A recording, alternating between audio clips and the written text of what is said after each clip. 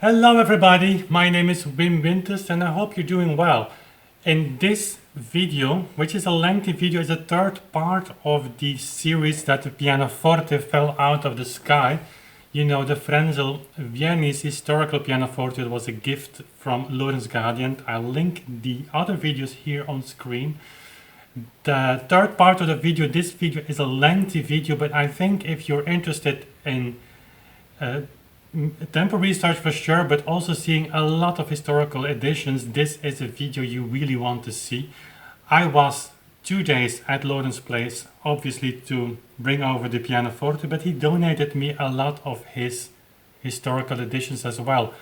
Many editions with transcriptions for 4 hands and 2 pianos. Obviously we're going to have 2 pianos, there's a great opportunity to play music for 2 pianos and for 4 hands as well. So on Saturday, and I'm actually sorry that I haven't filmed that because we went to his basement very late to select scores that, as the video begins, are already on in his living room. It's filmed on Sunday, this video.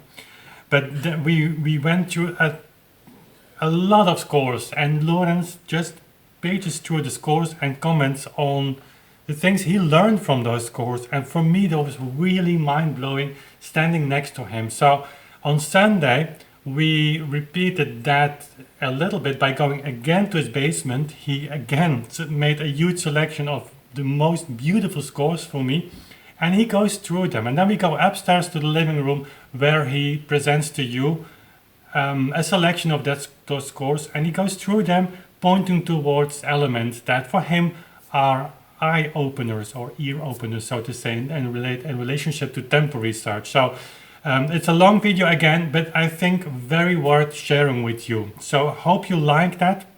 Let me know in the comment section what you think about this.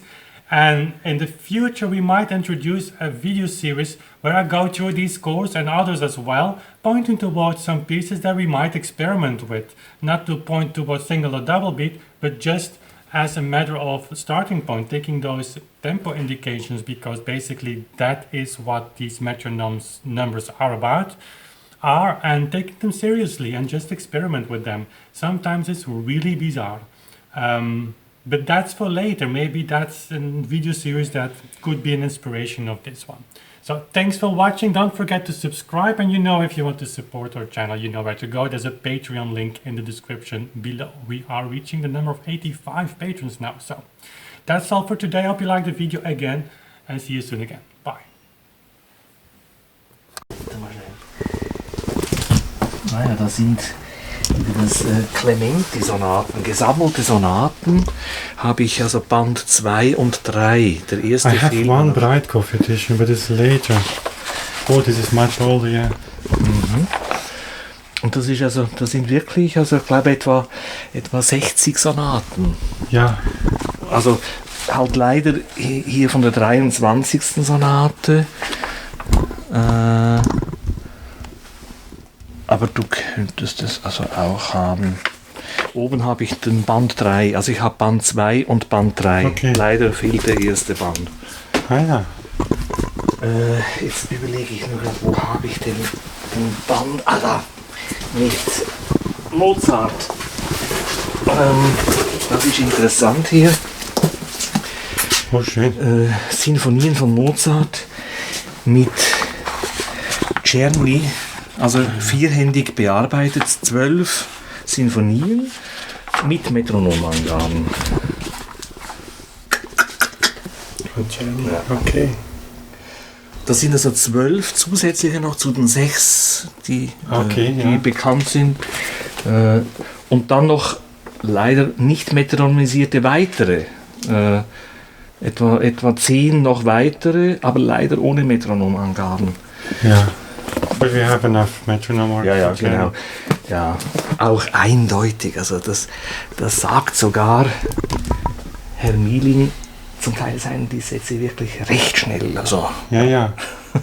Aber doch nicht metrisch dann, sagt er. Ja, natürlich, ja klar. Ja. Aber nein, völlig klar. Also schön. Das ist neu habe ich, das habe ich so gekriegt. In Spanien für 90 Euro kam das aus Spanien. Okay. Wow. Mendelssohn, Lieder ohne Worte.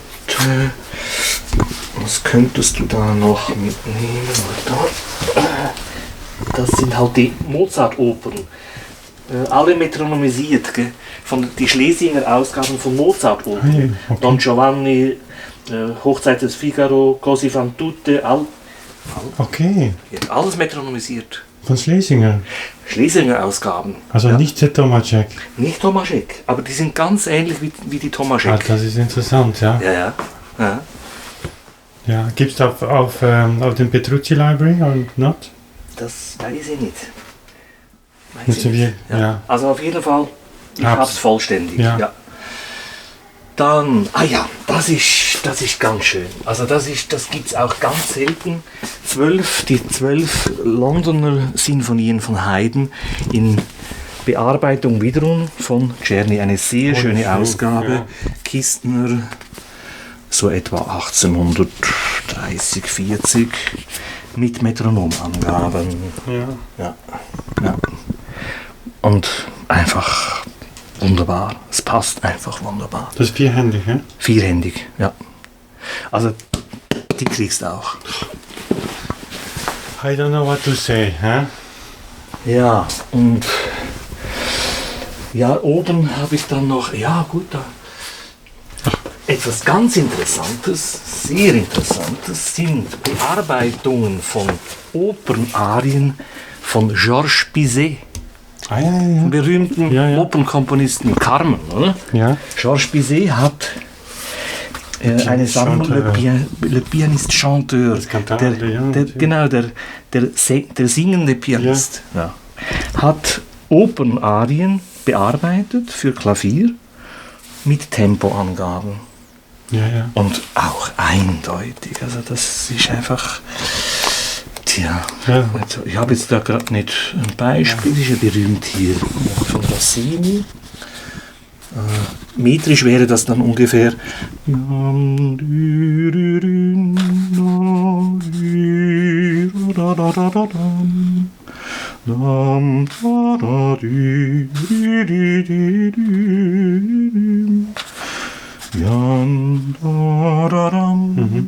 dann gibt es auch hier diese... Und es ist ein Andante. Und das sind wahrscheinlich wirklich so Sängerkoloraturen. Ja. Nachgeahmt, wie diese Sänger auch Verzierungen gemacht haben. Ja. Das ist hochinteressant. Ja? Es geht nur in diesem metrischen Tempo. Das ist schon metrisch. Das ist metrisch. Also nicht metrisch würde das ist... Okay, ja. Ein Spieluhr. Ja. Also das ist ganz interessant. Gibt es ganz selten. Diese Sammlung sind mehrere Bände. Le Pianiste Chanteur. Ja. Okay, gibt es auch vielleicht auf Petrucci? Nein. Auch nicht. Müssen wir vielleicht auf Petrucci hineinfügen, ne? Ja, also das ist hochinteressant. Da habe ich sämtliche Streichquartette von Haydn. Oh ja. Das sind Gebetsbuch, genau. Das kannst du natürlich wunderbar ins Konzert mitnehmen. Mit Tempoangaben. Von? Ja, die sind, weiß nicht. Also der Geissler in seiner Bearbeitung für 4 Hände hat diese Metronomangaben übernommen. Ja. Von wem die jetzt sind, kann ich leider auch nicht sagen. Aber ich gebe dir also diese Bearbeitung, diese vierhändigen Sachen von Haydn, fast alle Streichquartette, wow. für 4 Hände bearbeitet, mit Metronomangaben. Von Dietrich. Karl Dietrich wahrscheinlich. Kenne ich nicht. Unbekannt, ja. Und eben die Angaben hier stimmen ziemlich überein mit der anderen Ausgabe, die ich dir vorhin gezeigt habe. Sind relativ erstaunlich langsam. Also zum Beispiel vom Streichquartett Die letzten Worte Jesu, da habe ich echt ein bisschen Zweifel. Also es wird dann schon sehr langsam. Ja. Aber sonst einfach relativ, verglichen jetzt mit Czerny-Tempi, eher etwas ruhiger. Aber das weist schon eine deutliche gesammelte Ausgabe der 9 Sinfonien Beethovens in Bearbeitung für 4 Hände, Klavier von Czerny. Eine sehr schöne Ausgabe mit der Kistner. Liest sich gut. Also, und war also offenbar einmal in London. University of Reading School of Music in Sullivan. Sullivan, ist das Amerika? Oder? Wurde ausgeschieden. Ist London? Withdrawn from Reading University. It's not interesting anymore. No, but perhaps, they sold that. It's actually amazing that the university library sells a score like this. Which is, you cannot go be closer to Beethoven than. Aber das ist so schön. Ja, und man muss einfach sagen, die Czerny-Bearbeitungen für Klavier sind einfach wirklich hervorragend. Also besser kann man es aufs Klavier nicht adaptieren.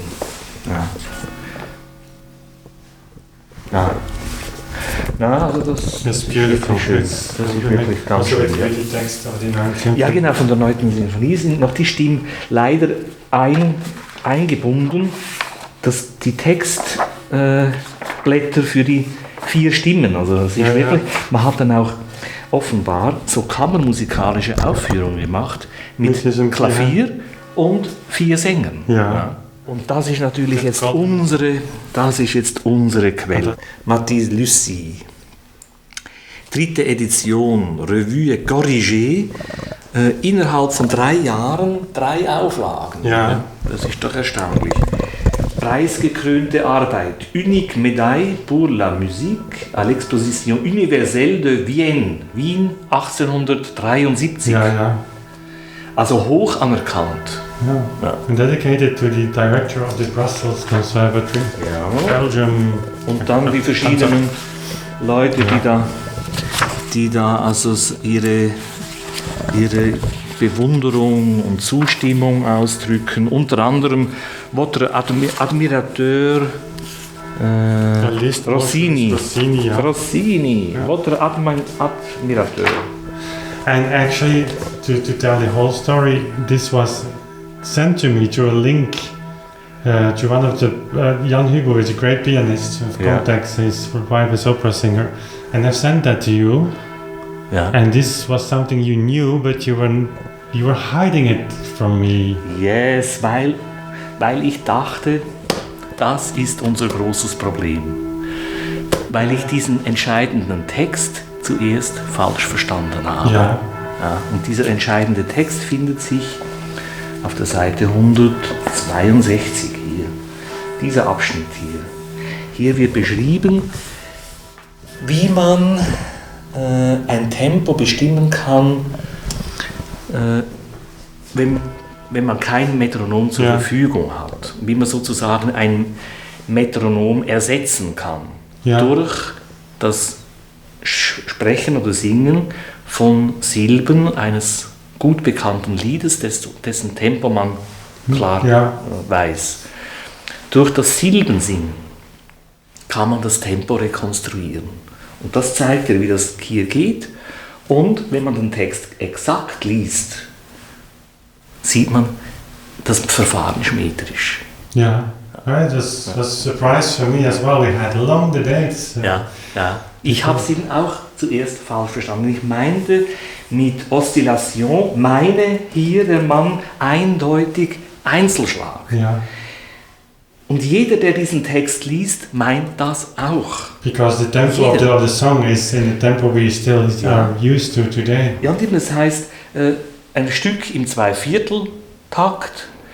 Man stelle sich vor, das Pendel, in Sekundentempo, also 60 für die Viertel, 2/4, 60, gut. Also man stellt sich das Pendel vor, es schlägt die Viertel.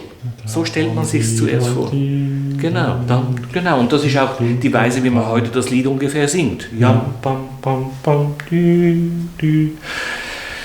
Und dann merkt man aber im Verlauf des Textes, es gibt ein falsches Resultat, das doppelt so schnell ist wie gewünscht. Und dann die einzige Möglichkeit, den Text widerspruchsfrei zu lesen, ist, mit Oszillation muss man ansetzen eine Vollschwingung. Ja. Dann geht's auf. We will make some videos on this and also on the website. Ja, das ist also wirklich der absolut einzigartige Beleg. Man könnte sagen, ja, das ist jetzt nur eine Stelle, aber man kann sagen, hier wird ein Prinzip gezeigt, eine Methode. Ja. Und es wird, also man kann sofort den Bezug herstellen zu vielen Texten, die in die Richtung gehen, wo es aber nicht ganz eindeutig ist. Ja. Hier aber ist es eindeutig. Ja. Ja. Deswegen steht der Text nicht isoliert da. Also den kannst du mühelos in den ganzen Zusammenhang der verschiedenen Tempoanweisungen der Texte, der Quellentexte hineinstellen und siehst, es passt einfach dann wie die Faust aufs Auge. Yeah, and you see what's an important. We had a forgotten name, but an important name, and supported by Liszt, Moscheles, Rossini as an impressive list at the beginning. Ja, genau. Alle bekannten Klavierkomponisten, also genau, also Thalberg, der berühmte Geiger Félicien David oder... Und Thalberg auch? Thalberg. Und genau. Matthias auch, die Chopin-Schüler, habe ich gesehen. Gounod, Charles Gounod. Ja. Und eben, also der Liszt hatte ich auch gesehen. Der Liszt, genau, Liszt und... Der Moscheles, ja. Moscheles hier, Jules Benedict in London, Marmontel, Thalberg, Rossini. Votre admirateur, Rossini. Yeah, this is not a text that is third rank. This is the highest. Yeah. But that's for later. So you see, all these scores, Lawrence wants me not only to take it with me, but play it. And I need 5 lives for that. So I need some musicians who would come on and help me with playing all this music. Das ist etwas sehr Schönes von Moscheles, eine Sonate, eine einsätzige Sonate, Sonate Melancholique. Auch mit einer Metronomangabe, die auch nur Sinn macht, wenn man sie metrisch liest. Largamente, und da schreibt er also punktierte viel 100, Largamente. Nein, es ist ganz klar. Sehr schön sind diese Etüden von Berger, einem Schüler Clementis. Ja, it's a name that I know, but I've never ever played one. Beautiful. William Collard, also das ist ja, der hat ja auch mit Clementi zusammengearbeitet. Ja, mit dem Piano. Genau. Und das sind auch ganz eindeutige Sachen. Und sehr schöne Musik. Ja. Robert Schumann rühmt diese Exerzis. Ja. Er rühmt die. Es ist fast ein bisschen wie Lieder ohne Worte. Okay. Ja, also sehr lohnenswert zu spielen. Im Zusammenhang etwa mit Chopins berühmten Etüden sollte man eben auch Etüden von Zeitgenossen zu Rate ziehen und schauen. Ja, und das ist jetzt zum Beispiel von seinem Freund Kalkbrenner, dem er ja auch ein Klavierkonzert. Not only a friend, he started to study with Kalkbrenner. Ja. Und hat ihm auch ein Klavierkonzert gewidmet. Ja. Also ein ganzer Band mit Exerzis, mit Etüden von... Mit diesem englischen Finger. Genau. Ja. Zum Beispiel hier durchgehend 13 Anschläge pro Sekunde. Okay, ja. Durchgehend. Und dann... Und das noch nicht einmal berücksichtigt. Ja. Das geht nicht. Das geht nicht. 21. Hier, durchgehend. 21 Anschläge pro Sekunde. 21. Ja. Wer soll das machen? Hier, in Oktaven, 8 pro Sekunde. Und zwar immer... Das ganze Stück in Oktaven. Ja. es klingt einfach schlimm. Ja. Es geht einfach nicht. So 4 per second is even okay. Das ist sinnvoll. Aber das nein. Ja, vielleicht gibt es einige, die das machen können. Vielleicht, ja, aber es ist möglich. Aber es ist einfach auch von der 21 Musik. Repetitionen pro Sekunde ist ganz unmöglich. Das Ja, geht nicht. ist klar. 12 pro Sekunde durchgehend. Also es ist 10 nicht pro nur Sekunde. Czerny, ja, das schnell ist, es sind allen Nein, alle, ja. Da Tausende. 10 in Terzen, alles und dann auch noch Repetitionen. 10 pro Sekunde, da hast du eine Repetition. Oder? Also 100 für die halbe Punktier. Das ist Ja, was das macht also 10. wie 10, schnell ist das dann? Also ein, dann bam, bam, bam, bam, also dim.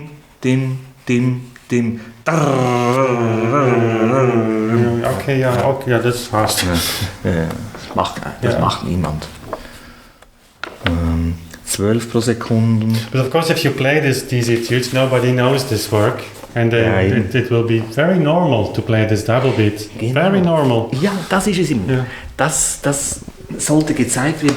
Da sagt niemand, das geht nicht. Ja, das ist Weil ganz normal. Das ist eine völlig normale Musik. Ja. Ja. And when you compare these etudes with Chopin, similar notation, similar metronome marks, and for Auf der Chopin, gleichen Zeit. Ja. for this music played in double beat, will say, Ganz wichtig. yeah, it's okay. Man muss diese großen Chopin und Schumann, man muss sie wieder in den Kontext hineinstellen. Was sind die Zeitgenossen und die haben, wenn man deren Musik mit metronomisierten Angaben, wenn man deren Musik metrisch spielt, sagt kein Mensch was. Ja, Dann sagt man, das ist normale Musik. Ja, also. ja. Also hier sind dann auch wieder weitere Etüden. Immer dasselbe. Es ist immer dasselbe. Ach so, 24 Konzertetüden. Immer dasselbe. Hier ein Impromptu von Schubert in einer französischen Ausgabe. Rasend, macht kein Mensch. Ganzer Takt 84. Ja, das wären jetzt also 12. Ja, 12, mehr als 12 Anschläge pro Sekunde.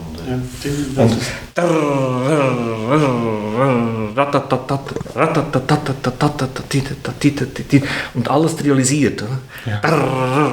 But it's interesting to see that he uses his waltz tempo for this impromptu, which makes sense, of course. Ja.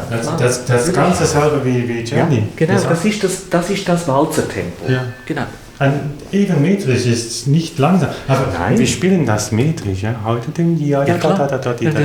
Das ist das Tempo metrisch. Ja? Ja, richtig. Und das ist auch Ja. etwas eigenartig. Dass viele diese Sachen spielen wie ganz im Double Beat. Ja. Ja, wir wissen es nicht. Richtig, so ist es.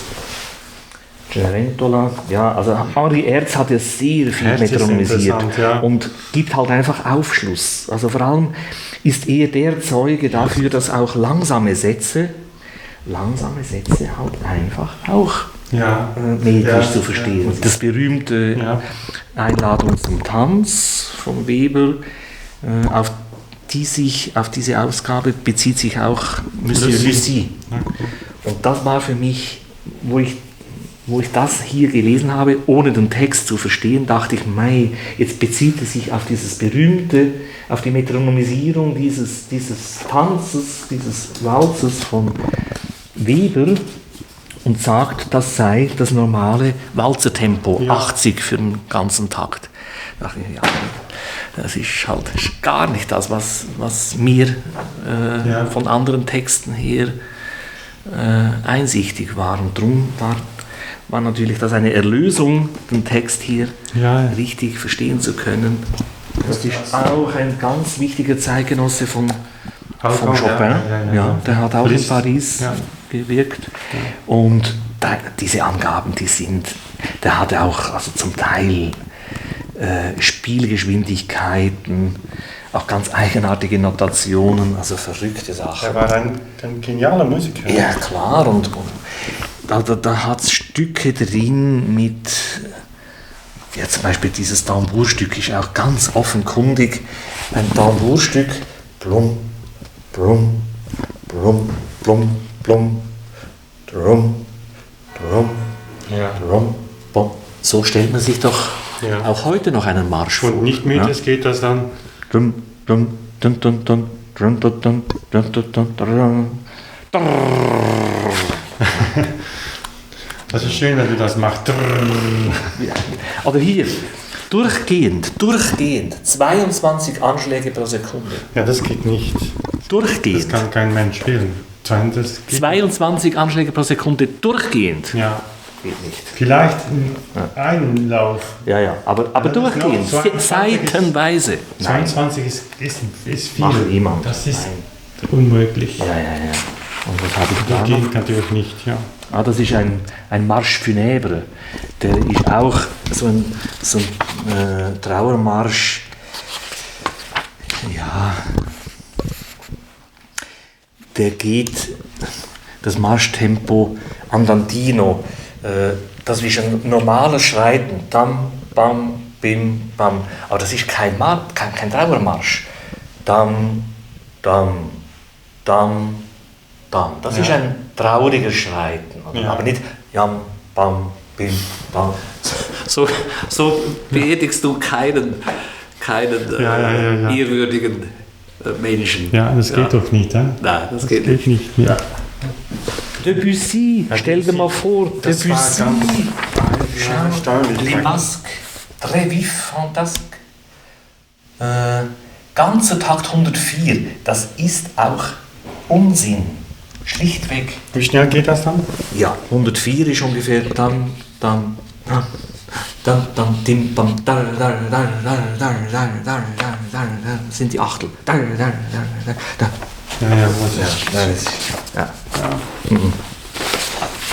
Das habe ich nicht gewusst, dass Debussy auch Metronisierung hat. Ja, nicht wenig. Ja. Aber das ist also meines Erachtens auch eine ganz klare Sache. Etüden von Karl Reinecke, einem Freund von Johannes Brahms. Ja. Alles metrisch, das ist nicht anders denkbar. Andantino, Viertel 160, Andantino. Ja. Das kann nicht sein.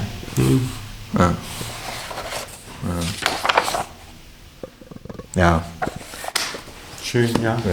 Wozzeck, auch interessant. Die Ausgabe ist nicht ganz nach den Quellen, aber Betrecke. ziemlich fest. Ja. Aber die Metronomangaben sind original. Das ist auf jeden Fall. Ja. Also ein Zeitgenosse von Schubert.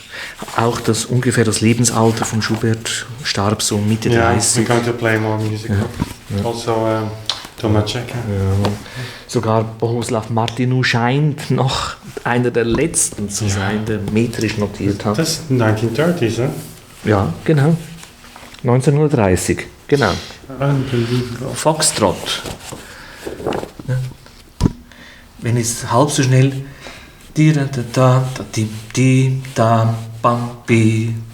völlig normal.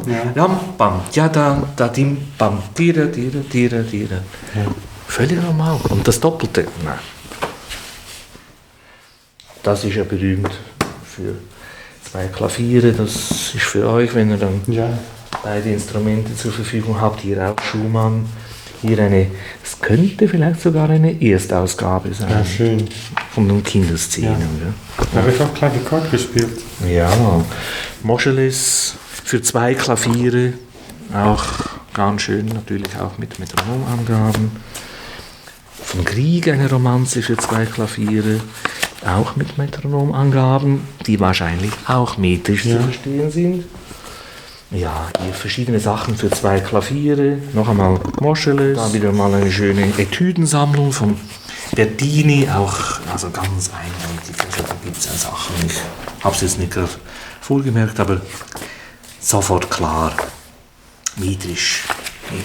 Ja, ist schön. Hier vielleicht noch Nicht metrisch, Novello. Ja, das war ganz erstaunlich. Die sind ganz selten. Ja. Heidenmessen, und da kommt niemand auf die Idee, zum Beispiel dieses Allegro Moderato 84 für die Viertel.